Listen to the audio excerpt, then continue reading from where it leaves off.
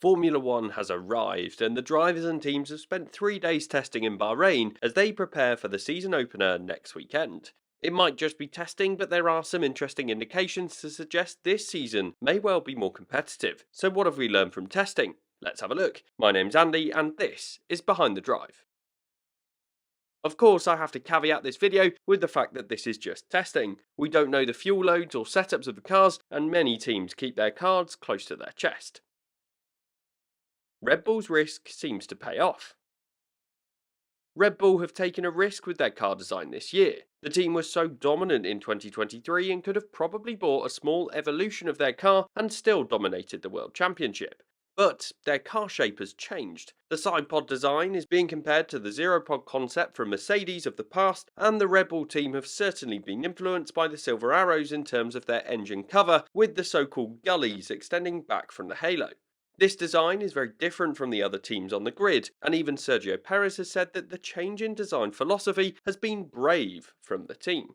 I think this is certainly the case, but it shows how confident Red Bull are that they've taken this risk and have still come out of the blocks in testing and have looked strong from the outset.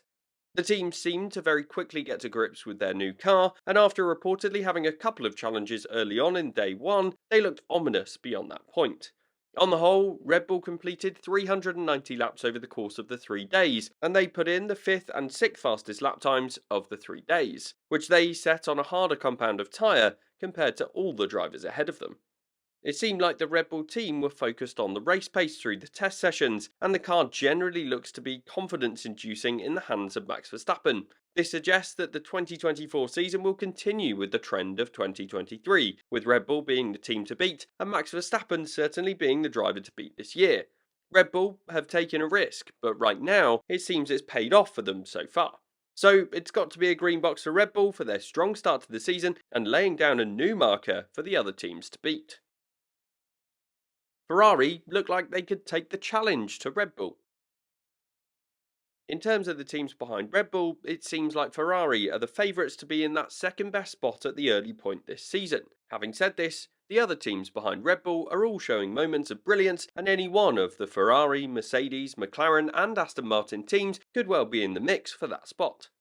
Ferrari's goal when creating their 2024 car was to make it easier and more predictable to drive than their 2023 Challenger. Last year, the Ferrari was very quick when it came to one-lap pace, and they actually secured 6 pole positions in the second half of 2023.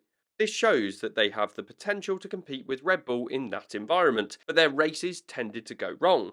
The team have struggled with tyre degradation for a few years now, and they've also struggled with strategy for several seasons. This will be the first year where Fred Vasseur's changes to the team will have started to make an impact. The new team boss seems to have created a positive environment within Ferrari, and I believe some of the changes that he's been making will start to show in 2024. The Ferrari team set the 2 fastest laps in testing this year, with both Sainz and Leclerc showing that they could get some quick lap times out of this car. Of course, we can assume Red Bull will be strong, but it seems like Ferrari are much better prepared to take the challenge to the Red Bull team once again this year. Based on the race runs, the Ferrari has seemingly solved some of their issues as their lap times were consistent in the long runs, and they could have bridged some of the gap to Red Bull. We can expect, based on historical evidence, that Sergio Perez will be behind Verstappen, so I believe Ferrari could be well placed to take the challenge to the Mexican driver. So on the whole, it's got to be a green box for Ferrari once again.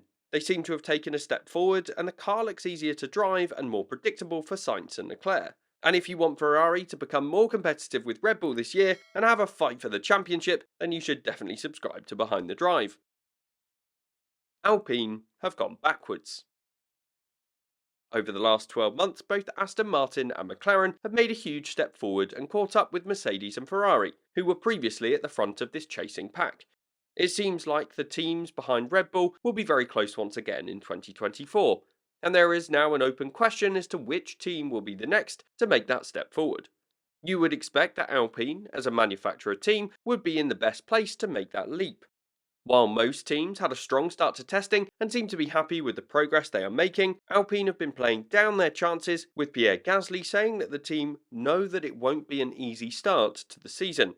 The team claimed to have reached the ceiling of their previous car concept, meaning they had to take a risk to change their car design. It seems like this hasn't gone to plan, at least on the face of it, so I hope that they find a way to improve the car quickly through the early part of the 2024 season. Alpine has gone through some significant changes in the last few years, with high churn within their leadership positions. The team has a strong driver lineup in Gasly and Ocon, but has failed to deliver a competitive car for several years. Since Renault's return to the F1 grid, the team has struggled, and it doesn't seem like 2024 is going to be any different at this point in time. It's very disappointing to see what should be a top tier team potentially fall further behind.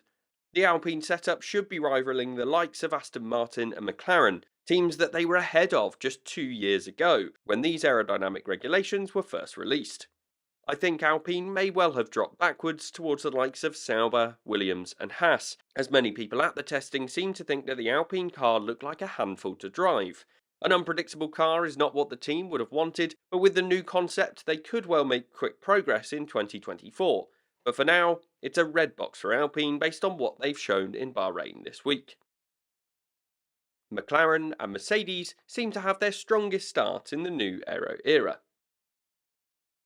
Both Mercedes and McLaren left 2023 pre-season testing with a lot of work to do. Mercedes were entering 2023 with expectations on their shoulders as they had stuck with their 2022 concept. That backfired for the team and they were immediately on the back foot.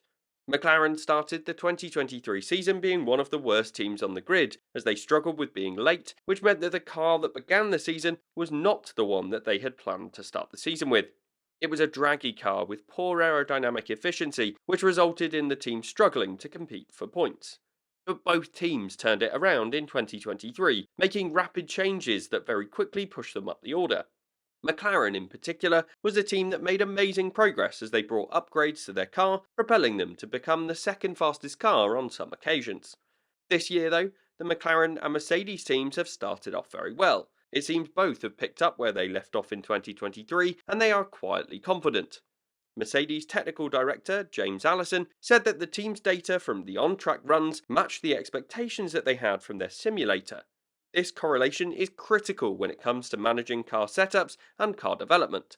Mercedes have struggled in the past with having a very narrow car setup operating window, which means that they typically got race weekends very right or very wrong in the past, and this week they will have grown in confidence as they can start to trust the simulator work and make sure that it's valuable when it comes to getting themselves prepared for each of the 24 races this season. McLaren have played their cards closer to their chest this year in testing, as they didn't bring any of the softer compound tyres from Pirelli. This meant that they didn't show any significant one-lap pace, but instead focused on the long runs. On the face of it, it seems like the McLaren team are in the mix with the Ferrari and the Mercedes cars for this season. In 2023, the team was strong at the fast circuits, and I expect that they will see the same this year. So while we haven't seen what the McLaren is capable of in terms of one-lap pace, they seem confident that they will be in for a good season. The team's CEO, Zak Brown, said that the team haven't seen the diminishing returns in terms of their car development so far, which bodes well for their in-season development and how they could continue to progress from where they were last year. For both McLaren and Mercedes, this bodes well, and although it seems like most believe Ferrari are in the driving seat for second in the championship, I don't think you can count out both of these teams as well. So for me, it's got to be a green box for both McLaren and Mercedes. Bulletproof reliability for all teams. Just a few years ago, testing would be plagued with red flags and delays caused by retirements on track. The turbo hybrid power unit regulations have now been in place for over 10 years, and it seems like the stability in the regulations more recently has meant that the teams now have some incredibly reliable power units and reliable cars in general. This year, the teams had very limited issues, and all teams managed to complete a significant number of laps. The fewest laps completed was Williams, who still managed 298, and the most number of laps completed was Haas, with 439. These numbers are huge, and it is great for the teams in terms of the data that they will have gathered and the preparation that they will have for this season. It's been so great to see this reliability in terms of all teams progressing and improving, but also it's a bit of a shame as a fan. With Red Bull so far out at the front and the reliability being so strong, it's one less thing that could go wrong for that top team to create an unpredictable result. Of course, we want to see the teams delivering reliable cars so that the best teams are rewarded, and we don't want to see teammate battles decided purely based on reliability, but it does add a nice bit of variance from time to time. The main reason for session stoppages throughout the testing sessions, though, was actually drain covers. In an incident that felt remarkably similar to the chaos in the opening sessions of the Las Vegas Grand Prix last year, the drain covers seemed to be lifting as a result of the cars running over them.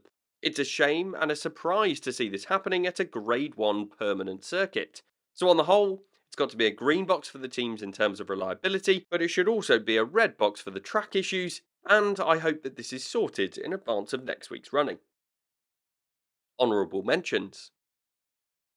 Haas went into testing by playing down their expectations for the year, but the team managed to turn the most number of laps of any setup and they focused on their long run pace. It seems like they won't be as far behind as they thought, and they may well be still in the mix with Sauber, Alpine, and Williams in 2024. RB seem to have made a step forward this year and may well have broken out of those backmarker teams. This may bode well for their drivers, who will both have one eye on Sergio Perez's Red Bull seat. So for me, it seems like the testing sessions have raised more questions than answers once again. For me, it's confirmed the inevitable regarding Red Bull and Max Verstappen, but everything else seems to be open and competitive. And if you want to see my predictions for the 2024 season, then make sure you watch this video next.